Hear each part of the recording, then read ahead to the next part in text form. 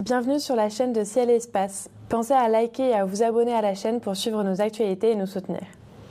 Si vous souhaitez continuer votre découverte de l'univers avec Ciel et Espace, nous vous offrons 20% de réduction sur votre premier abonnement papier, premium ou numérique au magazine avec le code CALISTO. Vous recevrez Ciel et Espace tous les 2 mois, directement chez vous, et avec la formule premium et numérique, vous aurez accès à la version en ligne ainsi qu'à tous nos anciens numéros numériques, soit plus de 120 numéros.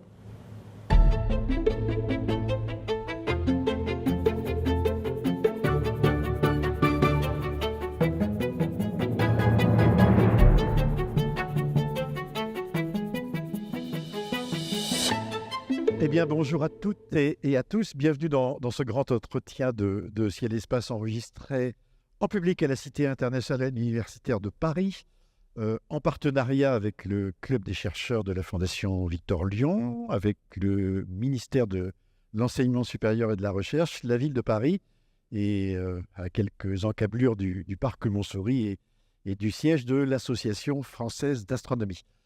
C'est la question des origines qui est au cœur de notre curiosité aujourd'hui, du grand récit de nos origines, on va dire, tel que nous pouvons le raconter avec ses certitudes et ses inconnus. Des planètes à la vie, donc un vaste chantier que nous tentons d'exposer dans un numéro hors série de Ciel et Espace qui est en kiosque depuis le 6 avril et pendant 3 mois, et bien évidemment en compagnie de notre invité aujourd'hui, Alessandro Morbidelli. Bonjour. Bonjour à tous. Merci Alessandro d'être ici, d'avoir accepté notre invitation. Vous êtes astronome, planétologue, directeur de recherche CNRS au laboratoire Lagrange à l'Observatoire de la Côte d'Azur à Nice, et vous êtes le titulaire d'une nouvelle chaire au Collège de France depuis la fin de l'année dernière, qui s'intitule « Formation planétaire de la Terre aux exoplanètes ». Je disais, vaste chantier, Alessandro. Il y a clairement eu un début, un avant et un après 1995, avec la découverte par Michel Mayor et Didier Queloz des exoplanètes. On peut dire aussi qu'il y a eu un avant et un après 2005, avec la publication de 3 articles qui ont changé notre vision du système solaire. On appelle ça le modèle de Nice aujourd'hui, et qu'on peut résumer par le système solaire n'est pas né tel que nous le connaissons. Alors, on va parler de cela, on va parler d'origine du système solaire, mais évidemment, le système solaire, c'est aussi, en gros, il y a la Terre, et on va parler de l'origine de la vie. Mais je voudrais d'abord qu'on s'accorde vraiment bien sur les mots. Avant 2005 et encore aujourd'hui, ce qu'on observe n'a pas changé. Donc, vous allez me dire si vous êtes d'accord et ce que ça contient exactement. Le système solaire, c'est une étoile née il y a à peu près 5 milliards d'années. On est d'accord. Une étoile seule. Ce sont 4 planètes telluriques. Mercure, Vénus, la Terre et puis Mars. On est toujours d'accord. Ensuite, on a 4 planètes gazeuses. Jupiter, Saturne, Uranus, Neptune. On est toujours d'accord. Simplement, on va y rajouter des choses qui sont moins visibles, mais bon, il y a une ceinture d'astéroïdes entre Mars et Jupiter. Toujours d'accord, composée de combien de corps à peu près? Environ 1 million plus grand qu'1 kilomètre. Les plus grands étant Cérès, 900 km de diamètre. Donc ça, c'est quelque chose qu'on connaît depuis un petit bout de temps quand même. Oui, le premier astéroïde a été découvert en 1801. 1801. 1901. 1992, les astronomes identifient une nouvelle ceinture, dite ceinture de Kuiper, qui est au-delà de l'orbite de Neptune, à peu près entre 30 et 55 fois la distance Terre-Soleil, c'est ça, l'unité astronomique? Oui, ça dépend de ce qu'on définit comme ceinture de Kuiper, parce qu'il y a ce qu'on appelle un disque dispersé, donc des objets qui passent au périhélie près de Neptune, mais ils ont des orbites très elliptiques qui peuvent aller très loin, jusqu'à 1000 unités astronomiques. C'est un peu le pont entre la vraie ceinture de Kuiper et le nuage d'Oort. Ça dépend un peu là, comment on définit la ceinture de Kuiper, c'est est-ce qu'on met ces disques dans la ceinture de Kuiper, on le met à part. Sinon, la vraie ceinture, ils sont sur les orbites des orbites quasi circulaires s'étend jusqu'à 45 unités astronomiques. Ce sont des petits corps dont le plus connu était la 9e planète du système solaire, puisque c'est Pluton. Pluton, Charon, il y a des Makemake, Oméa, enfin il y a des beaux corps, si je puis dire. Mais ça, c'est quelque chose de nouveau. Et il y a des comètes aussi dedans, vraisemblablement. Oui, ce sont des objets glacés, donc les objets gros qu'on voit comme Pluton, Eris, Makemake, etc., quelques milliers de kilomètres de taille, mais il y a toute une distribution des tailles. Donc on arrive aussi à des objets de taille kilométrique typiques des comètes qu'on voit. Et d'ailleurs, l'existence de la ceinture de Kuiper avait été prédite par les flux de comètes, ainsi que les nuages de Oort. Il y a deux catégories de comètes, les comètes à courte période et les comètes à longue période. Les comètes à courte période tournent autour du Soleil dans la même direction des planètes. Et donc, c'était clair qu'il devait y avoir une source qui était une ceinture, un disque d'objets situé au-delà de Neptune. Donc, deux scientifiques dans les années 60, Fernandez et Yip, donc d'Uruguay et Taïwan, avaient fait des calculs, avaient montré qu'effectivement, s'il y avait une ceinture environ 30-50 unités astronomiques, elle pouvait être la source de toutes ces comètes à courte période qu'on observe. Et pour terminer cette description du système solaire, beaucoup plus loin, et vraiment beaucoup plus loin, parce que c'est 1000 fois plus loin, il y a ce qu'on appelle le nuage de Oort, découvert dans les années 1950, qui est finalement un vaste ensemble de corps glacés, de comètes. On parle de près d'1 milliard, c'est-à-dire... Oui, donc là, le nuage de Oort n'est pas observé, il est déduit du flux des comètes. Donc, comme la ceinture de Kuiper a été déduite jusqu'à 1992, et après on a commencé à découvrir, à observer les objets. Les nuages de Oort est tellement loin qu'on n'a jamais observé des objets dans les nuages de Oort. Alors l'estimation de la population vient du flux des comètes. Donc là, effectivement, oui, c'est plusieurs milliards d'objets de taille kilométrique. Et ça, ce sont les frontières du système solaire. Oui, parce qu'après, l'influence des autres étoiles empêche les objets d'être stables autour du Soleil. C'est ce qui déclenche de temps en temps, je dirais, le départ de comètes de ce grand réservoir. Mais là, il faut vraiment bien imaginer un système sphérique. Plus ou moins, parce que les comètes à longue période arrivent de toutes les directions dans les ciels. Il y en a autant progrades, donc qui tournent autour du Soleil dans une direction des planètes, que rétrogrades, qui tournent à l'envers. Donc la source doit être, oui, plus ou moins sphérique. Alors, ça, on est d'accord.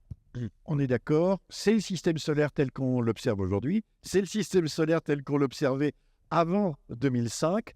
Qu'est-ce qui, un jour, vous, Alessandro, et les gens avec lesquels vous avez travaillé, donc vous avez travaillé en théorie avec un chercheur américain, un grec, voilà.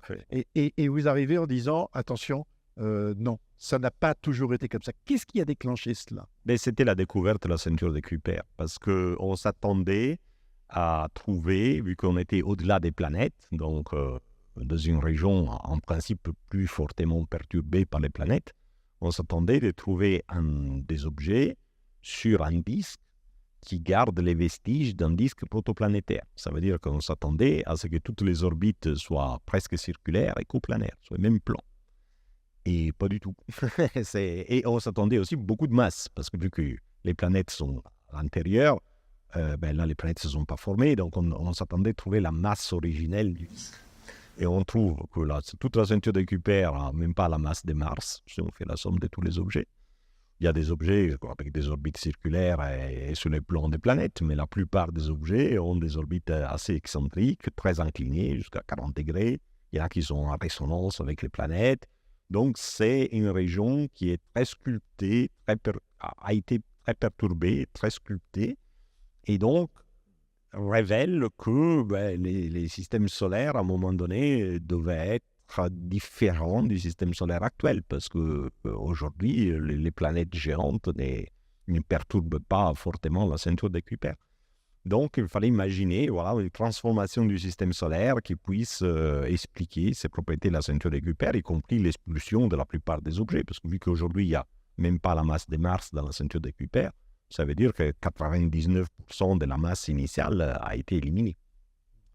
Et encore une fois, ce n'est pas les planètes sur les orbites d'aujourd'hui qui peuvent éliminer toute cette masse. Donc ça c'était les débuts des réflexions qui ont conduit à la genèse du modèle de Nice. Est-ce que la découverte de la première exoplanète, donc 51 Pégase, qui est une très très grosse planète, donc qui tourne très très près de son étoile, a été un déclencheur aussi, parce que trouver plus gros que Jupiter à une distance de rien autour de son étoile, parce qu'elle tourne en 3 jours, si mes souvenirs sont bons, autour de son étoile. Est-ce que ça vous a aussi mis la puce à l'oreille en vous disant, oh là là, ailleurs il se passe quelque chose? La première, elle n'est pas normale. Oui et non, dans le sens, bon, les modèles de Nice étaient vraiment développés pour expliquer le système solaire, mais c'était néanmoins un changement de paradigme mental. Dans nos tentatives de reconstruction du système solaire, on faisait des simulations, parfois on obtenait des systèmes qui ressemblaient les systèmes solaires, mais la plupart des simulations conduisaient à des systèmes différents. Parce que le modèle de Nice décrit donc, une phase d'instabilité des planètes géantes donc, qui perturbent la ceinture de Kuiper et tout le système solaire en général. Et quand on parle d'instabilité, on parle de chaos, donc il y a des très fortes sensibilités aux conditions initiales, aux paramètres. Donc on peut obtenir un grand panoplie de résultats dont certains ressemblent beaucoup au système solaire, mais la plupart non. Et s'il n'y avait pas eu la découverte des planètes extrasolaires, je pense qu'on aurait été beaucoup plus timide à proposer ces modèles parce qu'ils marchaient dans 5% des simulations. C'est pas beaucoup. C'est pas beaucoup. Et la communauté, probablement, ne l'aurait pas accepté parce qu'un modèle qui marche dans 5% des fois, c'est pas un bon modèle. Mais la découverte des planètes extrasolaires, tout de suite, nous a montré qu'il n'y a pas un seul système planétaire. Il y en a panoplie et très différents entre eux. Et donc, il est clair qu'à un moment donné, les systèmes planétaires, même si au départ, les lois de la physique sont les mêmes, et sans doute les premières étapes de la formation d'un système planétaire sont les mêmes partout, et les systèmes doivent diverger pour acquérir des structures très différentes. Et donc, du coup, on ne peut pas avoir un modèle qui marche à 100%. Parce que si un modèle marchait à 100%, tous les systèmes planétaires seraient pareils. Bon, les observations nous montrent que ce n'est pas le cas. Avant la découverte des planètes extrasolaires, les gens cherchaient des modèles qui marchaient à 100%, avec l'idée sous-jacente que tout système planétaire aurait dû ressembler à un autre. Ça devait ressembler à nous. Oui, voilà. Parce qu'on connaît. Mais on n'a pas la possibilité, en simulation numérique, de partir du présent et de remonter le temps. Non, malheureusement pas, parce que, comme vous savez, dans tout système physique, l'entropie augmente. Et donc, si on simule en arrière, on devrait voir une entropie diminuer et ça, c'est pas possible. Et c'est un peu comme, imaginez, on prend une bouteille remplie de gaz, on ouvre les bouchons et on fait une simulation de comment les molécules du gaz, du parfum, sortent de la bouteille et s'éparpillent dans la chambre. Donc ça, c'est tout à fait faisable. Il y a des codes hydrodynamiques certainement capables de faire ça. Maintenant, vous prenez toutes les molécules de parfum dans la salle, vous faites la même simulation à l'envers et vous espérez de voir toutes les molécules qui rentrent à nouveau dans la bouteille. Impossible, parce qu'il y a toujours de petites erreurs dans la simulation, etc. Et l'entropie doit augmenter tout le temps. Entrer toutes les molécules dans la bouteille, ça voudrait dire diminuer l'entropie, et donc aucune simulation vous montrera ça. Donc c'est impossible de simuler l'évolution du système planétaire à l'arrière pour trouver ses origines. Donc il faut toujours imaginer des conditions initiales, un état initial, et voir, par le biais des simulations, comment il évolue, et voir s'il y a une chance non nulle que le système évolue vers quelque chose qu'on observe aujourd'hui. Donc c'est la démarche des... Alors, vous nous avez expliqué la démarche, la problématique. Aujourd'hui, quand vous arrivez, je dirais, devant une classe de collégiens ou devant un public qui ne connaît pas l'astronomie, qui vous dit « mais comment s'est fabriqué le système solaire ?» Quelle histoire racontez-vous? On peut raconter une histoire différents niveaux, disons. Au départ, quand une étoile se forme, elle est entourée d'un disque de gaz et de poussière. Ça a été prédit par Laplace au XVIIIe siècle et aujourd'hui observé régulièrement quand on observe des étoiles jeunes. Il y a des disques. Ces disques, donc de gaz et de poussière, les poussières commencent à s'agréger entre elles pour former des agrégats, mais ce sont des tout petits agrégats, donc taille de l'ordre de quelques millimètres ou quelques centimètres selon la composition. Et après là, les choses se compliquent. Il faut passer de taille millimétrique, centimétrique à d'abord des petits corps, mais donc des tailles kilométriques, décakilométriques, etc. Et après des planètes. Et ce sont des étapes compliqué, conceptuellement compliqué. D'ailleurs, pendant très longtemps, la communauté était un peu bloquée sur ces passages. On l'appelait la barrière du mètre. On pensait que les poussières pouvaient faire des sortes de rochers de la taille métrique, mais bon, évidemment, ce n'est pas des astéroïdes.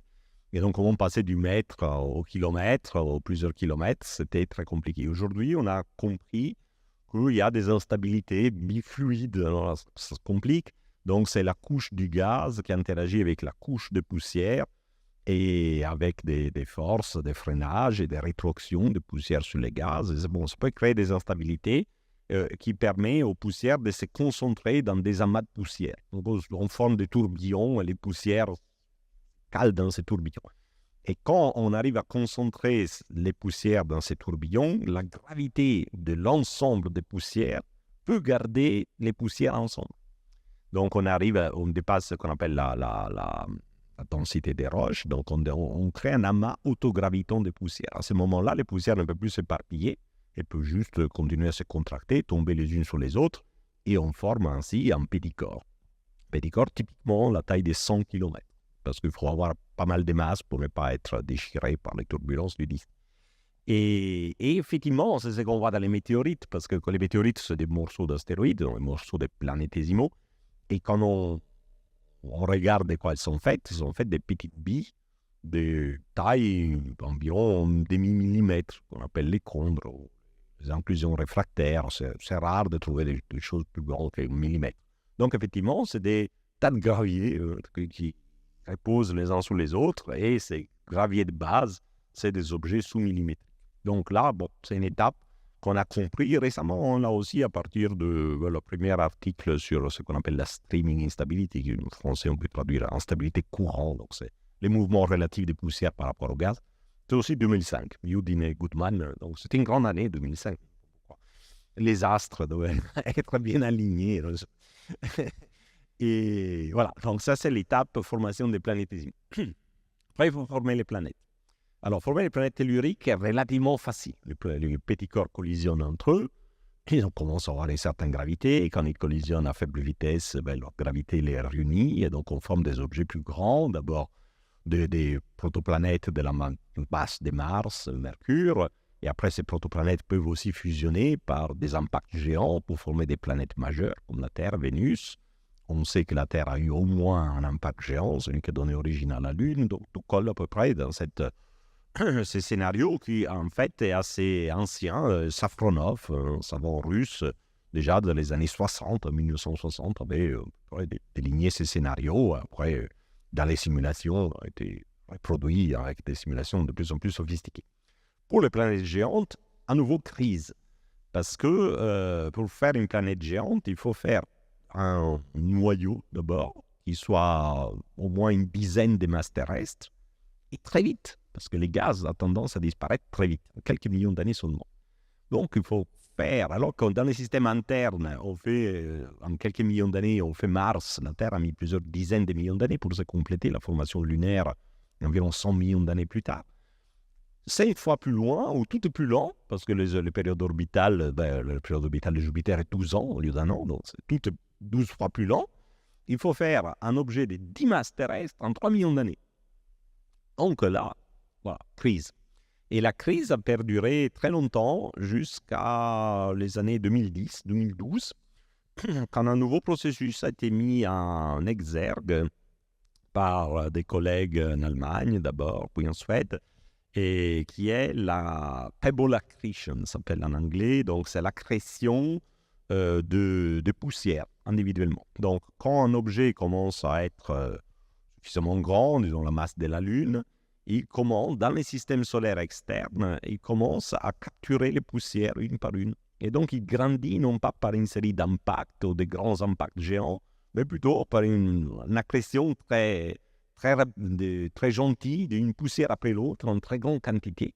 Effectivement, ça peut former des planètes d'une dizaine de masses terrestres en quelques millions d'années, grâce au fait que les poussières dans les disques externes, vu que le disque est froid, sont composées essentiellement de glace, et donc sont des poussières relativement grandes. La taille des poussières compte dans ce processus.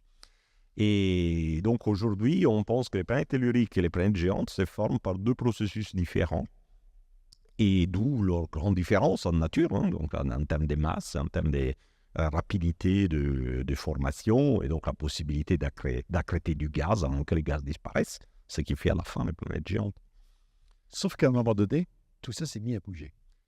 Oui, alors justement la découverte de 51 PEG, donc un Jupiter qui est sur une période de 3 jours, donc vraiment à côté de l'étoile, un dixième la distance Mercure-Soleil par rapport à son étoile, montre que les planètes peuvent ne pas rester sur place. Et la raison est que dès qu'une planète grandit dans les disques, elle interagit gravitationnellement, par force de gravité, ce n'est pas des frottements, avec les disques de gaz, et ça crée donc des forces, des actions, des réactions, et ces forces typiquement tendent à réduire la taille de l'orbite. Donc il y a ce qu'on appelle la migration planétaire, ça dure autant que les disques de gaz, donc quelques millions d'années, et les planètes ont plutôt tendance à s'approcher de l'étoile. Les petites planètes, la vitesse de migration est très petite, mais dès que les planètes grandissent et sont de la masse terrestre ou masse d'une super-Terre, ça bouge très vite. Et d'où cette tendance à trouver des planètes très près de l'étoile, qu'on observe autour de la moitié des étoiles. Mais notre système solaire n'est pas ça. Notre système solaire n'a rien à l'intérieur de Mercure. Selon les études, il faut observer, il faut aussi débiaiser les observations, parce que parfois on voit pas, parce qu'on ne peut pas voir. Voilà. On estime que 9 étoiles sur 10 devraient avoir quelque sorte de planètes plus près que Mercure, l'œil du Soleil. Mais... Donc notre système solaire est vraiment atypique dans ce point de vue. Et qu'est-ce qui s'est passé donc, dans notre système solaire? Qu'est-ce qui a bougé? C'est Jupiter? Ce sont toutes les géantes? Qu'est-ce qui s'est passé? Alors, nous pensons que la clé de notre système solaire est dans les couples Jupiter-Saturne. Donc, si Jupiter avait été seul, il aurait migré. La planète Jupiter. Jupiter du féminin, c'est difficile. Voilà. En état de forme, il est capable. Voilà. Et donc, il aurait migré et serait venu à la place dans la région des planètes telluriques, voire peut-être continuer sa course pour devenir un Jupiter chaud. Mais il y a eu la formation de Saturne. Et Saturne tend à migrer plus vite que Jupiter parce qu'un peu plus léger, donc plus mobile. Donc il s'approche de Jupiter et il se cale en résonance avec Jupiter. Donc, ça veut dire que la période de Jupiter, la période de Saturne est 2 fois ou 1 fois et demie la période de Jupiter. Voilà. Et donc, du coup, leur distance relative ne peut plus bouger.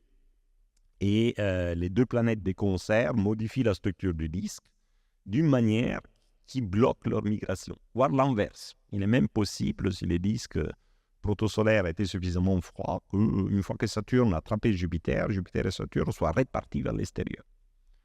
Et donc, soient répartis vers des grandes distances. Et donc, Saturne a au moins retenu Jupiter, c'est pas ramené en arrière. Et c'était notre chance, parce que du coup, la région des planètes telluriques est restée imperturbée, est restée intouchée. Donc nous, la Terre serait née là où elle est aujourd'hui. Oui, la Terre est née là où elle est aujourd'hui, parce que la Terre, déjà, a mis beaucoup de temps pour se former, donc a complété sa formation quand il n'y avait plus de gaz. Donc s'il n'y a plus de gaz, il n'y a plus de migration. À l'époque du gaz, probablement, les planètes telluriques, il y en avait plusieurs, hein, mais elles avaient toute la masse de Mars, quelquefois la masse de Mars, donc pas beaucoup de migration à cette taille-là. Donc la Terre fait grosso modo formée là où elle est. Mais si Jupiter avait été libre de migrer, il aurait traversé la région des planètes telluriques. Donc évidemment, on ne serait pas là parce que Jupiter est le plus fort. Et bon, c'est la loi du plus fort dans l'espace. Et il y avait 4 planètes géantes. Est-ce qu'il y a alors d'autres planètes? Le fait, dès que Jupiter et Saturne bloquent leur migration, derrière eux, plus loin, il peut y avoir d'autres planètes, des tailles typiques de super-Terre, quelques masses terrestres. Ces planètes, on veut migrer aussi vers les soleils, mais leur route est barrée par la présence de Jupiter et Saturne. Donc, ce qu'elles font, elles se calent en résonance avec ces planètes. Et vu qu'il n'y a pas assez d'espace pour tout le monde, elles fusionnent entre elles pour former Uranus et Neptune, voire même 3 planètes comme Uranus et Neptune. Donc, on ne sait pas combien de planètes il y avait à l'origine, mais dès qu'on bloque la migration, les planètes ont tendance à collisionner entre elles pour former des... Et d'ailleurs, on sait que Uranus et Neptune, vu qu'ils ont un axe de rotation qui est très incliné par rapport à l'orbite, Uranus est même rétrograde, 98 degrés d'obliquité. Donc, pour tourner et basculer l'axe de rotation d'une planète comme Uranus et Neptune, il faut des impacts géants. Donc, Uranus et Neptune ne se sont pas formés uniquement par l'accrétion de poussière, sinon leur axe de rotation serait parfaitement vertical. Il doit y avoir eu une phase d'impact géante des protoplanètes de type super-Terre pour former Uranus et Neptune, et c'est naturel. Dès que Jupiter et Saturne bloquent la migration, c'est ce qui se passe. Est-ce qu'il y aurait pu avoir une planète éjectée? Oui, il y en a sans doute eu, parce que, Sans doute. oui, parce que dans ce processus de migration vers Jupiter et Saturne, rattrapage dans les résonances, collision mutuelle, etc., on peut avoir des objets qui sont expulsés. Alors, voir soit dans l'espace interstellaire, soit même pourrait rester quelques objets pourraient rester dans les systèmes solaires distants. Et quand il y a des soupçons qu'il existe en effet une 9e planète d'une masse de 5 masses terrestres, à peu près 7 masses terrestres, sur une orbite de 500 à 1000 unités astronomiques, ces soupçons dérivent de certaines irrégularités dans la distribution des objets, justement du disque dispersé qu'on évoquait au début.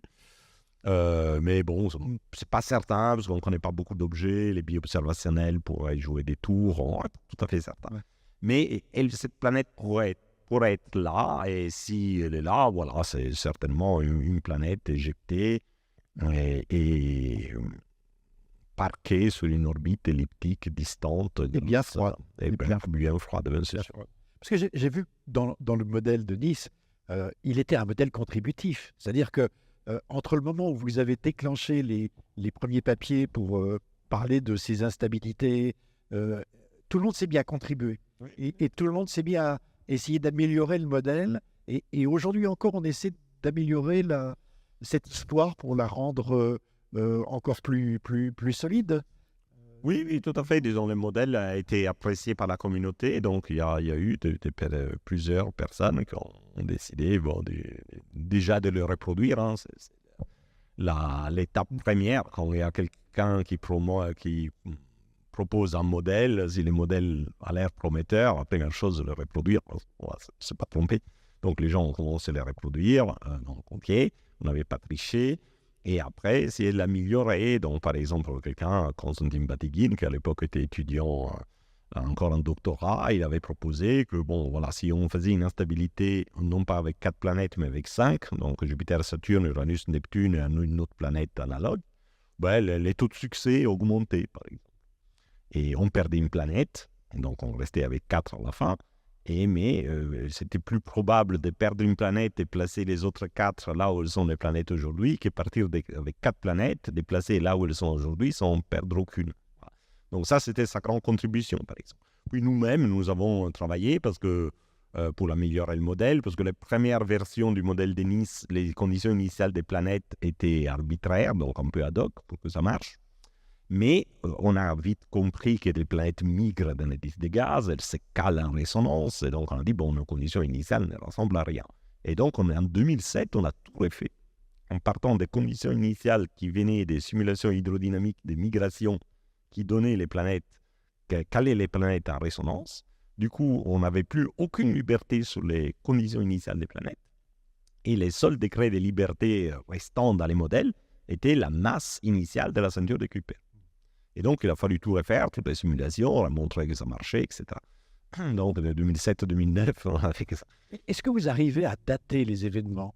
Parce que vous dites 10 millions d'années, 50 millions d'années. Est-ce que vous avez une capacité à raconter une histoire avec justement la dimension temporelle? Ça dépend, c'est difficile. Donc, il faut... Donc, par exemple, tout à l'heure, j'ai dit les planètes telluriques, la Terre se forme en plusieurs dizaines de millions d'années. Ça, c'est des données. Donc, à partir des roches de la Terre, des roches lunaires, et en utilisant ce qu'on appelle des chronomètres radioactifs, donc des systèmes d'éléments radioactifs qui décroît dans élément père et élément fils, on arrive à dater certains événements. On arrive à dater quand est-ce que la Terre, par exemple, a formé son noyau, quand est-ce que le noyau a fini de se former, plutôt. Quand est-ce que la Terre, depuis quand la Terre préserve son atmosphère, etc. Et cet âge de 100 millions d'années revient sans cesse. Donc, la Terre a mis sans doute 100 millions d'années pour se former. Mars a complété sa formation en 5 millions d'années. Et là aussi, c'est les météorites martiennes qui viennent de Mars. Et on sait qu'ils viennent de Mars parce qu'ils ont les mêmes rapports isotopiques de l'oxygène que ceux mesurés par les sondes Viking qui sont arrivés sur Mars. Donc on sait que ces roches viennent de Mars. Et là encore, les chronomètres radioactifs nous disent que les noyaux de Mars a fini de percoler, de se former en 5 millions d'années. Donc beaucoup plus vite que la Terre, 100 millions d'années. La Terre, 5 millions d'années, Mars. Et la Lune? La Lune se forme quand à la fin, quand donc les derniers épisodes de formation du noyau terrestre a lieu quand il y a eu la collision lunaire. Donc voilà, c'est à peu près 100 millions d'années. Entre la Terre et une petite planète dans le système solaire interne. interne. De la taille de Mars. Ouais. Voilà. Donc là, c'est des données. Ce n'est pas seulement des modèles, c'est des données. Et en fait, les modèles doivent reproduire ces données. Pour les planètes géantes, le fait qu'elles aient du gaz, et vu que les gaz durent seulement quelques millions d'années statistiquement quand on regarde les autres étoiles, ben ça veut dire que les planètes géantes se sont formées en quelques millions d'années. En fait, pour notre système solaire, on a même des données sur l'âge de vie du gaz par des mesures paléomagnétiques. Donc il y a des météorites qui enregistrent des traces du champ magnétique qui était lié au disque. Et quand le disque disparaît, ce champ magnétique disparaît. Et donc, on voit que tous les minéraux qui ont cristallisé avant 5 millions d'années enregistrent un champ magnétique. Ceux qui ont cristallisé après, il n'y a plus de champ magnétique. Donc, notre disque, c'est 5 millions d'années. Et voilà. Après, l'instabilité, voilà. Qu'est-ce qu'il faudrait mesurer pour savoir quand est-ce que l'instabilité a eu lieu? Alors, théoriquement, l'instabilité peut avoir lieu à peu près n'importe quand. Ça dépend, en fait, de la distance initiale entre Neptune et les bords internes de la ceinture de Kuiper. Évidemment, on ne les connaît pas. Donc, si cette distance est petite, l'instabilité a lieu tout de suite. Si la distance est grande, ça peut être des centaines de millions d'années plus tard. Donc, voilà, vu que théoriquement, on ne peut pas savoir, il faut, évidemment, c'est une instabilité, ça a bouleversé le système solaire, donc il faut chercher des choses dans les systèmes solaires qu'on peut dater et qui doivent correspondre à ce bouleversement. Il y en a? Alors, à l'époque, on pensait les cataclysmes lunaires. Que quand les astronautes ont été sur la Lune, ont ramené des échantillons lunaires. Ces échantillons lunaires ont été datés pour des chocs d'impact. Et au Caltech, à l'époque, et c'était tout le temps il y a 3,9 milliards d'années. Donc c'est 650 millions d'années après les débuts du système solaire. L'équivalent d'un bombardement intensif. Voilà. Et donc, ils avaient conclu, tout d'un coup, il y a eu... les bombardements s'est réveillé, le Lune a été bombardé de façon très intense, on l'appelait les cataclysmes terminal lunaires. Alors, évidemment, un cataclysme terminal lunaire, ça veut dire que quelque part, il y a une population de petits corps qui est stable et tout d'un coup devient instable. Donc, la stabilité de planète géante, parfaite. Donc, on a dit, voilà, c'est clair, c'est 650 millions d'années, c'est la date. Mais, en attendant de nouvelles missions lunaires, les scientifiques, les cosmochimistes ont réanalysé les roches lunaires. Et cette fois avec des techniques modernes, pas les techniques des années 1970. Et ils ont regardé, si on regarde l'âge de choc des roches lunaires, c'est toujours la même. Mais si on regarde l'âge de choc des minéraux individuels, on découvre qu'en fait, il y a tous les âges possibles. Ça ne tient pas. Voilà, ça ne tient pas. En fait, il n'y a pas eu un cataclysme lunaire. Les bombardements lunaires étaient très intenses. Au début, a évolué en déclinant. À 3,9 milliards d'années, disons, c'est la fin de ces grands bombardements. Donc, toute roche a été bombardée jusqu'à 3,9 milliards d'années. Et après 3,9 milliards d'années, elle a une chance de survivre jusqu'à nos jours intouchée. Et qu'est-ce qu'on mesure? La dernière collision. Donc, c'est un peu l'horizon des événements, un peu comme les fameux 3 minutes dans 3000 ans de l'univers, quand la radiation commence à circuler, et on mesure aujourd'hui à 3K1. Donc, c'est à peu près ça. Donc, il n'y a plus aucune raison de penser que l'instabilité soit si tardive, il faut trouver d'autres indices. Et ces indices sont difficiles à trouver. Donc, il y a beaucoup de débats dans la communauté Si je vous disais une date, ça serait mon opinion, pas l'opinion générale, parce qu'il n'y a pas de consensus général. Et quelle est votre opinion? Maintenant, mon opinion est plutôt une instabilité vers 50-60 millions d'années. Très tôt. Plutôt tôt. Probablement lié à un déclenche la collision qui génère la Lune. Mais c'est mon opinion. Il n'y a pas vraiment de consensus, parce qu'il n'y a pas vraiment de... Voilà. Donc, si je vous entends bien aussi, ça veut dire que sans cette instabilité, la Lune n'existerait pas. On aurait pu avoir un système de 5 planètes telluriques, donc sans collision géante finale qui a réduit de 5 à 4. Et sans Lune. Et sans Lune. Ce serait bien dommage. C'est stable aujourd'hui? Alors, encore une fois, les systèmes solaires ont ces deux populations, planètes terrestres et planètes géantes. Les planètes géantes sont parfaitement stables. Les planètes terrestres, non. Donc, les travaux de Jacques Lascar, historiques, déjà dans les années 90, ont montré que les planètes telluriques ont un mouvement chaotique parce qu'elles sont perturbées entre elles, elles sont perturbées par les planètes géantes. Et en 2008, si ma mémoire ne me trompe pas, Jacques Lascar et ses collaborateurs ont montré que ce chaos n'est pas confiné et qu'il y a une possibilité petite, mais non nulle, 2%, que les planètes telluriques commencent à croiser leurs orbites d'ici 4 milliards d'années. Donc 4 milliards d'années est l'âge, l'espérance de vie du Soleil. Donc au-delà de 4 milliards d'années, ça n'a pas de sens, il n'y aura plus de Soleil. Mais d'ici 4 milliards d'années, il y a 2% de probabilité ou 1% de probabilité que l'orbite des planètes telluriques se croise, et donc de collision essentiellement de Mercure avec Vénus. Donc on pourrait passer de 4 à 3. Mais les grosses sont stables. Vous connaissez peut-être cette formule d'un ancien Premier ministre du Québec qui s'appelait Daniel Johnson. Il disait « Quand je me regarde, je me désole, mais quand je me compare, je me console ». Donc on a de quoi se comparer aujourd'hui. On a de quoi se comparer grâce à la découverte de nombreuses exoplanètes. On en était plus de 5000 observées directement ou indirectement, mais surtout de disques protoplanétaires et en particulier, alors on le voit, c'est presque au quotidien les informations. Il y a quelques jours, c'est des astronomes qui révèlent, c'est des Européens d'ailleurs et des Italiens d'ailleurs, qui révèlent un nouveau lien entre l'eau et la formation des planètes. Aujourd'hui ou hier, c'était une étude qui montre la naissance de planètes autour de dizaines d'étoiles et qui montre que justement, c'est extrêmement varié puisque les disques prennent des tas de formes en spirale, en anneaux, avec des cavités qui sont creusées par des planètes en formation. Certains semblent actifs, lisses, d'autres endormis. En fait, on a une mobilisation des outils d'observation, particulièrement en Europe, pour essayer, je dirais, de regarder dans le détail avec une finesse extrême comment dans les disques protoplanétaires se forment les planètes et on observe surtout une extrême grande diversité. Oui. Qu'est-ce que ça vous suggère?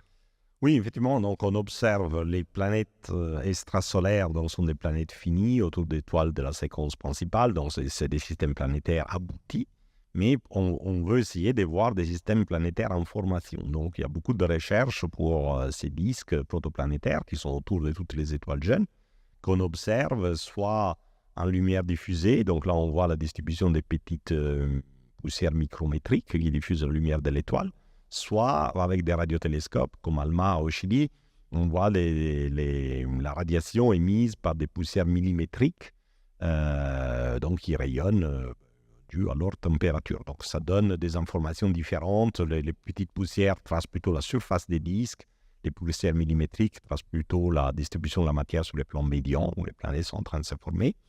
Et on voit, alors, dans un cas, on voit 2 planètes dans un disque. C'est le système PDS 70. Pour le moment, c'est les seuls que vraiment on connaît, où on voit les planètes par imagerie, et on voit les disques, et on voit l'effet que les planètes font sur les disques. Après, on voit des disques qui ont des irrégularités, des anneaux, des spirales, etc. Et à partir de ça, on déduit qu'il pourrait y avoir ou devrait y avoir des planètes en formation, mais on ne voit pas la planète. Donc certains cas sont plus solides que d'autres, convaincants que d'autres, voilà, parce qu'il y a d'autres processus aussi qui peuvent former des anneaux, par exemple. Donc c'est facile de dire, il y a un anneau avec un sillon, donc il y a une planète, mais il y a d'autres processus pour faire des anneaux, des sillons. Non, moi, je ne crois pas. Mais parfois, on voit des perturbations dans la vitesse du gaz localisée. Donc là, sans doute, c'est vraiment une planète. Mais bon, on ne la voit pas, sauf dans ce cas de PDS 70. Et il y a déjà, donc on voit une grande diversité dans les systèmes planétaires finaux. Et on voit une certaine diversité dans les disques aussi, surtout selon que l'étoile soit seule ou par membre d'une binaire. Donc, voilà. Est-ce qu'on voit des systèmes solaires en formation? L'équivalent du système solaire. Est-ce que quelque part, alors presque la question à l'inverse, c'est-à-dire est-ce que notre système solaire est original? Alors donc, il y a deux questions là. Donc, est-ce qu'on voit des... Alors, d'abord, je prends la dernière. Est-ce que notre système solaire est original? Alors, là, il faut comparer le comparable. Parce que on n'est pas capable de trouver, avec la technologie actuelle, des exoplanètes, par exemple comme la Terre, ou comme Saturne, ou comme Uranus et Neptune. Parce que ce sont des planètes trop petites et à la fois trop distantes à l'étoile centrale. Mais on peut voir Jupiter. Donc, Jupiter, on peut le voir autour des autres étoiles. Et là, donc, on peut faire des statistiques. Donc, si on veut, du point de vue observationnel, dire quelle est la fréquence statistique de notre système solaire, la seule question qu'on peut poser à l'heure d'aujourd'hui est quelle est la fréquence statistique des couples Soleil-Jupiter. Et les résultats sont déjà surprenants, parce que bon, seulement 10% des étoiles sont comme le Soleil, la plupart des étoiles sont des naines, seulement 10% des étoiles ont des planètes géantes, comme Jupiter, mais seulement 10% de ces planètes géantes ont une orbite semblable à Jupiter, donc c'est-à-dire distante et circulaire. Donc ça fait 10%, fois 10%, enfin 10%, c'est 1 sur 1000. 1 sur 1000, c'est pas beaucoup. Et 1 sur 1000, c'est pas beaucoup, et déjà, c'est que les couples Soleil-Jupiter. Donc le système solaire est évidemment beaucoup plus compliqué. On a dit, par exemple, 9 étoiles sur 10 sont des planètes à l'intérieur de l'orbite de Mercure. Nous ne les avons pas, donc c'est encore une division par 10, 1 sur 10 000. Allez, donc, on est vraiment rare. Après, bon, ça ne veut pas dire que la Terre soit si rare, parce que peut-être on peut faire une Terre sans faire Jupiter. On peut faire des terres partout. On peut faire, oui, peut-être. Donc, voilà. Mais l'architecture générale, donc, elle démarre avec un Jupiter distant et circulaire, mais elle se trouve autour d'une étoile sur 8. Alors, est-ce qu'on peut voir des systèmes solaires naissants? Non, parce que les systèmes solaires, donc ce qu'on voit là, les disques, les images que vous avez, sont des disques très gros. Parce que quand le disque est petit, on n'arrive pas à le résoudre. Donc, on voit des disques typiquement autour des étoiles massives et des disques très étendus, plusieurs centaines d'unités astronomiques. Et quand on voit des disques plus comparables au système solaire, une cinquantaine d'unités astronomiques, des tailles, on n'est pas capable, on les voit. Mais ils sont la plupart, en fait, sont les systèmes, sont les disques typiques, mais on ne voit pas de structure. Et donc, on ne voit pas de structure, c'est une tâche. Et donc, on ne peut pas avoir des systèmes solaires naissants. Mais ce système PDS 70 a toutes les caractéristiques du système Jupiter et Saturne à l'échelle. Donc, les planètes sont à peu près 3 fois la masse de Jupiter et 1 fois la masse de Jupiter. Donc, là, pour le système solaire, Jupiter a une masse de Jupiter et Saturne est un tiers de la masse de Jupiter. Donc, c'est à peu près le même rapport de masse. Sont en résonance, comme Saturne a rattrapé Jupiter, l'empêché de migrer, sont plus loin, c'est sûr, sont plus loin d'un facteur 4 de leurs étoiles. Et ils creusent les disques exactement de la façon dont on s'attend, selon les simulations hydrodynamiques que Jupiter et Saturne l'ont fait. Et justement, l'article des Italiens montre que ces deux planètes bloquent les flux de poussière du disque externe vers les disques internes, et notamment le flux de poussière des glaces. Et donc, du coup, il y a très peu d'eau dans les systèmes internes. Et on pense que c'est exactement ce qui s'est passé ici. Et la raison pour laquelle la Terre a si peu d'eau, parce que la quantité d'eau sur Terre, bon, regardez la mer et les océans, ça semble beaucoup, mais c'est 0,05% de la masse de la Terre. Rien du tout. Si les poussières des glaces avaient pu descendre dans les systèmes solaires internes, les disques protosolaires deviennent assez froids pour pouvoir conserver ces poussières en unité astronomique au bout de millions d'années. La Terre aurait, je ne sais pas, 30% de sa masse en glace, en eau. Donc, au lieu de 0,05%. Donc, les déficits d'eau sur Terre s'expliquent par les barrages que Jupiter et Saturne font des poussières. Et ce qu'on voit dans PDS 70, c'est ces barrages à l'œuvre. Donc, pour nous, c'est les meilleurs analogues à l'échelle. Planète plus grande, plus distante, d'ailleurs l'étoile est plus massive. Mais c'est la même dynamique. Et donc, en gros, PDS 70 est en train de confirmer beaucoup d'aspects de nos modèles. bon, il y a pas si longtemps que ça, donc on se croyait, en tout cas, universel. Et aujourd'hui, le centre de notre intérêt, c'est évidemment quand on a découvert des planètes partout, puisque c'est un processus, je dirais, tous parents, tous différents, on aurait dit André Langanet pour l'homme, mais ce qu'on voit dans le ciel, c'est la même chose. C'est-à-dire que c'est un processus naturel que de voir des planètes se former autour d'étoiles, et c'est peut-être un processus naturel que émerge de la vie. Encore faut-il répondre à la question, est-ce que ça s'est passé ailleurs que sur la Terre? Donc c'est le projet suprême auquel sont attachés tous les scientifiques aujourd'hui. Vous êtes co-coordinateur d'un programme extrêmement important qui s'appelle le PEPR, c'est-à-dire le programme et équipement prioritaire de recherche Origine, alors qui fait travailler beaucoup de monde parce que c'est des astronomes, c'est des biologistes. C'est une fédération nationale. C'est une fédération nationale dotée de moyens importants parce que il faut faire sauter en fait des verrous et scientifiques et technologiques. Qu'est-ce qu'il faut faire pour avancer? Finalement, la science reste une science expérimentale et observationnelle. Hein. Les théoriciens peuvent faire leur modèle, mais à un moment donné, il faudra les confirmer, ou les guider. Donc, à la fin, c'est les observations, les expériences des laboratoires. Et donc, on peut faire seulement ce qu'on peut faire avec les moyens du bord. Donc, si on veut faire des choses qu'on ne sait pas faire aujourd'hui, il faut des instruments d'une nouvelle génération. Donc, dans notre PEPR, on cherche à développer une série d'instruments, 17 d'ici 2030, qui pourront permettre de faire un pas en avant, par exemple, sur l'imagerie directe des planètes extrasolaires. Parce que si on veut caractériser les planètes comme la Terre, ce n'est pas les méthodes actuelles de transit qui marcheront, parce qu'il faut attendre une année à chaque transit, etc. Voilà. Donc, il faudra vraiment imager ces planètes directement, ce qui n'est pas le cas aujourd'hui. Donc, et là, il y a beaucoup de verrous techniques à faire sauter, parce qu'évidemment, imager une planète à une unité astronomique de son étoile, étant donné les contrastes de luminosité, n'est pas aisé. On veut améliorer notre capacité de mesurer les météorites et les échantillons des astéroïdes de Mars qui reviendront un jour pour mieux déchiffrer les passés du système solaire. Comme je disais, déjà la chronologie et beaucoup d'autres informations viennent de l'analyse des échantillons. Pourquoi est-ce que vous voulez mettre plein de sismographes au fond des mers? Pour mieux comprendre la dynamique interne de la Terre, parce que la Terre est une planète habitable, évidemment, parce qu'elle est habitée, mais parce qu'elle est à la bonne distance de l'étoile, c'est sûr, mais est-ce que ça suffit? Ou est-ce qu'il y a d'autres facteurs la Terre a beaucoup de péculiarités, beaucoup de caractéristiques, enfin, je ne sais pas si sont communes ou pas, mais il y a toute une dynamique interne du manteau qui engendre la tectonique des plaques. La tectonique des plaques un grand stabilisateur du climat par les cycles du carbone, un champ magnétique parce qu'on a un noyau convectif qui nous protège des radiations solaires et empêche que les radiations solaires, les vents solaires érodent notre atmosphère. Donc il y a beaucoup de spécificités et on veut comprendre lesquelles vraiment sont nécessaires et donc parce que s'il faut beaucoup de facteurs concomitants en plus de la distance Terre-Soleil, évidemment, on va faire une planète habitable. Ce sera plus rare que simplement avoir une planète qui tombe par hasard à bonne distance. Voilà. C'est facile pour vous de discuter avec les biologistes? Ça dépend des biologistes.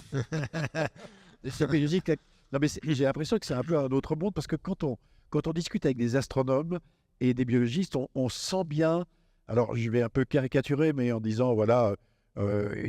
on a franchi le pas, on sait qu'il y a des planètes absolument partout, donc ça veut dire qu'il y a plus d'étoiles dans l'univers que de grains de sable à la surface de la Terre, et en plus il y a des planètes autour. Donc on peut vraiment tout imaginer, de Dune à des planètes que vous les décriviez avec des couches d'eau incroyables. Donc ça serait bien le diable si il n'existait pas de la vie ailleurs, et la preuve c'est que ça s'est passé ici. S'il y a un loto, c'est qu'il y a un gagnant de loto. Oui. Et puis chez les biologistes, on va vous dire, mais monsieur, vous n'y pensez pas. La contingence est tellement extrêmement importante que il faudrait beaucoup d'accidents qui se reproduisent de telle façon. Vous avez décrit le couple Jupiter-Saturne. Il y a peu de chances que ça se passe ailleurs et partout. La contingence a devenu le fil conducteur. Donc déjà, on découvre qu'il y a beaucoup de contingences dans la fabrication d'un système planétaire, d'où cette grande diversité. Et sans doute, il y a beaucoup de contingences aussi dans la transition entre la chimie organique, qui est plutôt partout, et les vivants. Et de la preuve en direct, mais jamais on a été capable de générer la vie en laboratoire, même avec des expériences contrôlées. Donc, ça veut dire que ça ne doit pas être si facile que ça. Et donc, le faire par hasard, ça doit être encore plus compliqué.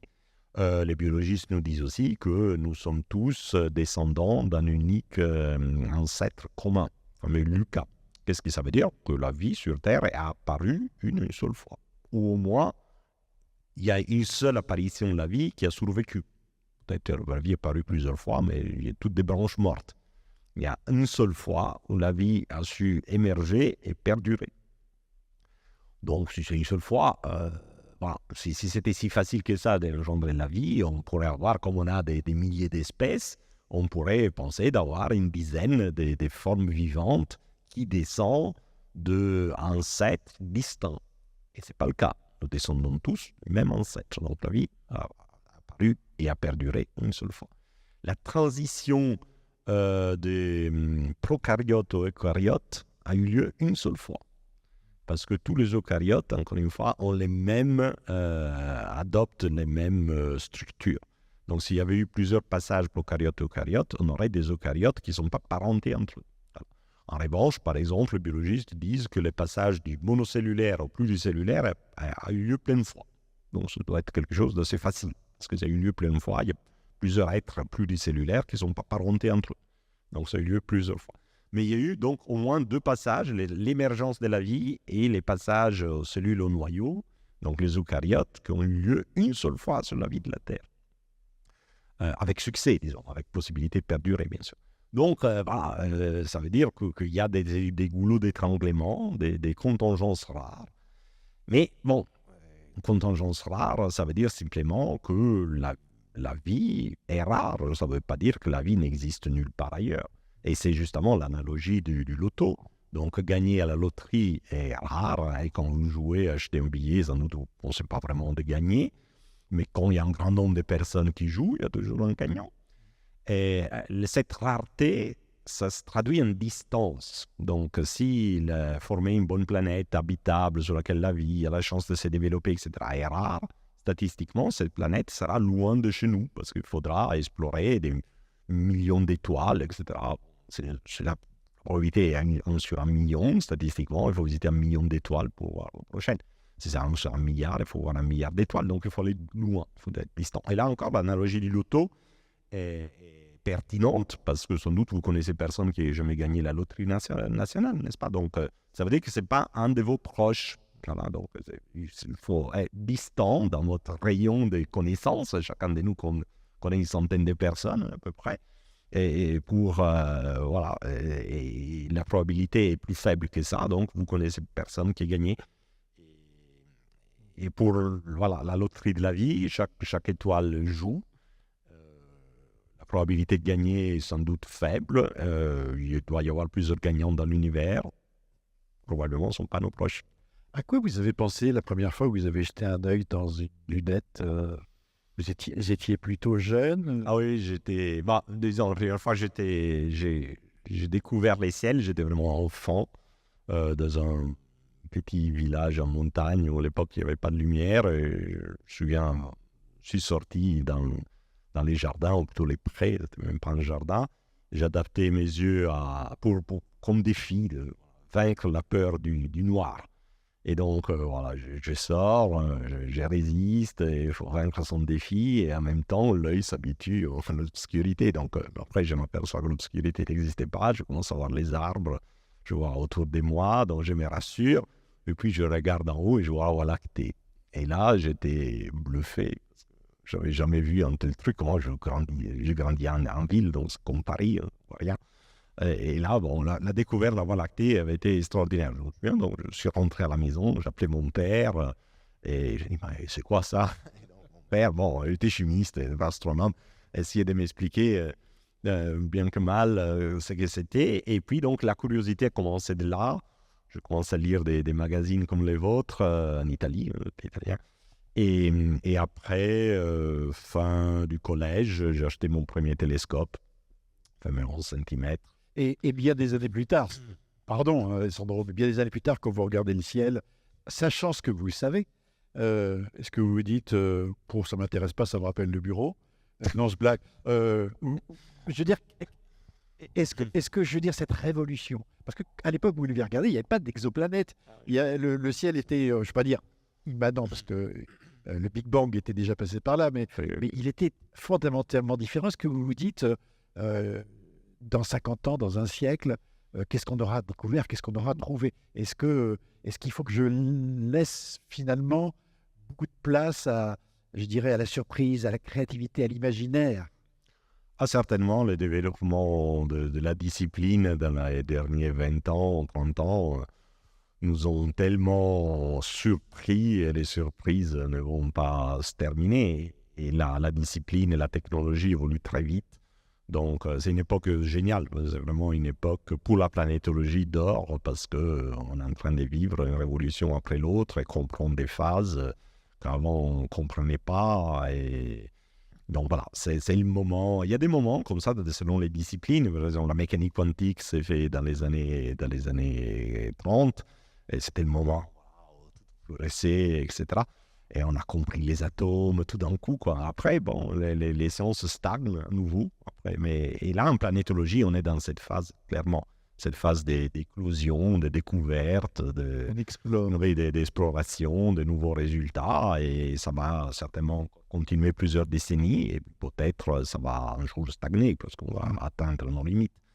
Bon, on parlait d'origine, alors je vais conclure avec Marcel Proust, dans La recherche du temps perdu, qui écrit « La création du monde n'a pas eu lieu au début, elle a lieu tous les jours ». Merci Alessandro. Merci à vous de nous avoir suivis. Merci. À bientôt.